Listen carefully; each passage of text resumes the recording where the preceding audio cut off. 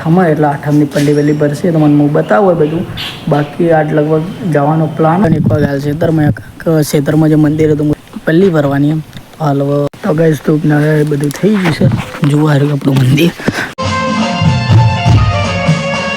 So guys, સ્વાગત છે ફરીથી તમારું મારા નવા બ્લોગમાં. તો કેમ છો? તો રોજના જેવી 9 વાગ્યા છે, 9:44 સ્થાનાથી અને આપણે પંકજભાઈનીથી પંકજ છે એની ત્યાંથી બ્લોગ શૂટ કરીએ જુઓ.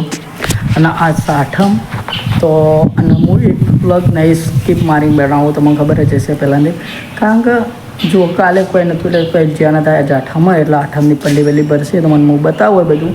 બાકી આજ લગભગ જવાનો પ્લાન જો નવરાત્રિમાં જઈએ તો તમને રાતના બતાવશે. બાકી હાલ જો ગમો તો પછી મળે છીએ. તો ગાઈસ હાલ આ ખેતરમાં વાગ્યા છે 2:54 મતલબ 1 વાગ્યા ને 1 વાગ્યા હાલ ખેતરમાં જે મંદિર હતું હું તમને બતાવી દઉં. પહેલાં પલ્લી ભરવાની એમ હાલ પલ્લી ભરવા આવે તો પલ્લી ભરીને પછી જાઓ ઘેર હોદના પછી હોદના ઘેરે પલ્લી ભરવાની માતાજીની મેન. તો એ ક્ષેત્રમાં માતાજીની પલ્લી ભરીને તો સીધા જાઓ જોઈએ. મોસમ બદલાઈ જાય તો વાદળાના કારણે જો ભલે વાદળ થયો યાર.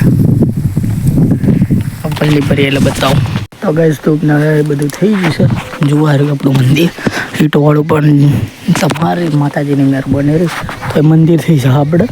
તો હાલ ઈટોનું એટલે બધું હટાવી દઉં એટલે બધું કરવાનું છે. એટલે મોબાઈલ નીકાળી ન બાકી ચોખા થાળી નાળેલ કીધું જે પલ્લીમાં ઘેરે ભાઈ એ જ હશે. તો જુઓ બાકી બન્યા કરશો ઘેર ને પછી મોડા થોડી વાર છે તમારું બી વધાવી પલ્લી ભરવાની ઘેરે બતાવશે.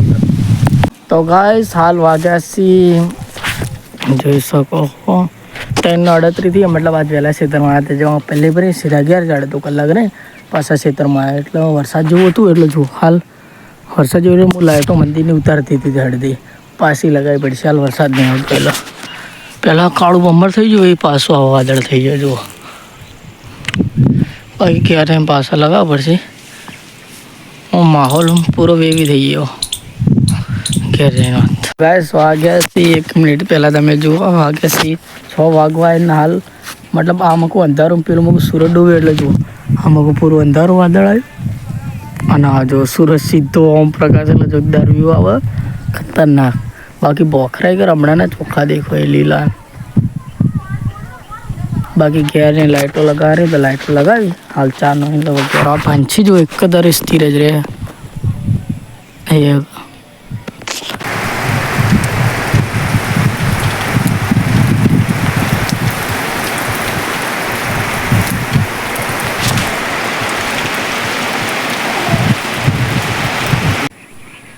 તો ભાઈ હાલ વરસાદ આવે તો ને વરસાદ જોઈને બહુ વાદળ જેવું થઈ ગયું. અરે ભાઈ વાગે છે 6:30 માહોલ જો 1 મિનિટ બ્લર થઈ. હા આમ આ લાઇટ વધી ગઈ એટલે બાકી જુઓ આ ખાલી બોખરા જુઓ એ ભાઈ વીજળી લાઈવમાં વીજળી પડી જોઈશ. હવે વરસાદનો માહોલ 6:30 થાય. બાકી આ સાઈડ તો જુઓ મસ્ત બધું લાગશે. એટલે યાર બ્લર ચમ થઈ જાય. હા દેખો કોરે મોરે જો લાઇટો ને બધી થઈ ગઈ લાઈવમાં વીજળી પડી ભાઈ થોડું બ્લર થઈ ગયું ખતરનાક બોખરાનો માહોલ મને બતાવતો હતો. જો હજી આ તબેલા એ ઘેરીમાં જેમ જેમ વાદળા જેમ લાગે છે કાળું મસ્ત જોરદાર વ્યૂ. તો ગાઈસ આપણે પલ્લીને બધું ભરાઈ ગયું ને લાઇટો જુઓ બળી જઈ લાઇટો બળી જઈ એકલી રાખી દઈએ રાત નહીં અંદર ચાલુ લે જો આ સાઈડ ઉપર નહીં બળી જઈ આપણે પૂરી લાઇટ. અને આપણે પૂરી લાઇટ હું એમ કહેતો હતો કે હું તમને સવારે જવાનું કીધું હતું ખબર તો જઈને આજ જવાનું કારણ કે નક્કી નહીં કારણ કે પહેલાં પલ્લી ભરતા પહેલાં વરસાદ હોય ને હાલે વરસાદ ચાલુ છોટા ચાલુ થાય એટલે જવાનું તો નક્કી નહીં. પણ મારા ભાઈ ખબર જીવો તો એની ક્લિપ હોય તો એ હું આગળ મેકી દે જોઈ દેજો. તો સાતમની સી પણ જુઓ આગળ મજા આવશે વ્લોગ જોવાની.